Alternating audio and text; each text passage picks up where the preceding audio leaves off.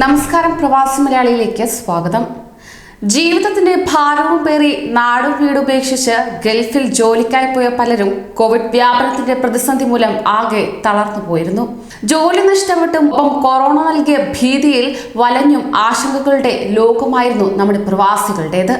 പലർക്കും ജോലി നഷ്ടപ്പെട്ടതോടെ തിരിച്ച് നാട്ടിലെത്തേണ്ട അവസ്ഥയാണ് ഉണ്ടായത്. ഇതിൽ നിന്നെല്ലാം രക്ഷപ്പെട്ട് നാട്ടിലേക്ക് കുറേയേറെ പ്രയത്നങ്ങളിലൂടെ തിരിച്ചെത്തുന്നവർക്ക് സർക്കാർ ക്വാറന്റൈൻ നിർബന്ധമാക്കിയിരുന്നു.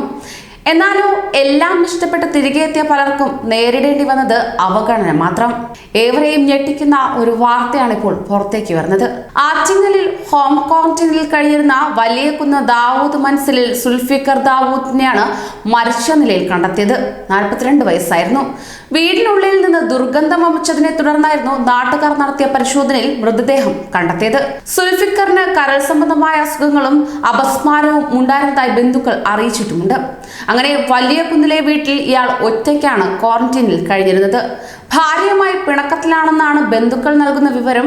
അതോടൊപ്പം തന്നെ ദുബായിലായിരുന്ന സുൽഫിക്കർ ജൂൺ 26-നാണ് നാട്ടിലെത്തിച്ചേർന്നത്. വീട്ടിൽ സമ്പർക്ക വിലക്കിൽ കഴിയുന്നതിനിടെ പല തവണയും പുറത്തിറങ്ങി. ശ്രദ്ധയിൽപ്പെട്ട നാട്ടുകാർ പോലീസിൽ അറിയിക്കുകയും പോലീസ് ഇയാളെ പിടികൂടി അകത്തെ മുറിയിൽ നിരീക്ഷണ കേന്ദ്രത്തിൽ എത്തിക്കുകയും ചെയ്തു. ശേഷം ജൂലൈ 10-ന് നിരീക്ഷണ കാലാവധി പൂർത്തിയായതിനെ തുടർന്ന് സുൽഫിക്കർ വീട്ടിൽ നിരീക്ഷണത്തിലായിരുന്നു. പരിശോധനയിൽ മൃതദേഹത്തിന് 2 ദിവസത്തിലധികം പഴക്കമുണ്ടെന്ന് സംശയിക്കുന്നതായി പോലീസ് പറഞ്ഞു. സുൽഫിക്കറിന്റെ മരണം കോവിഡ് മൂലമാണോ എന്ന് വ്യക്തമായിട്ടുമില്ല. മൃതദേഹം കോവിഡ് പരിശോധന നടത്തുകയും ചെയ്യും. ഇതിനുശേഷമേ സംസ്കാരം നടത്തൂ.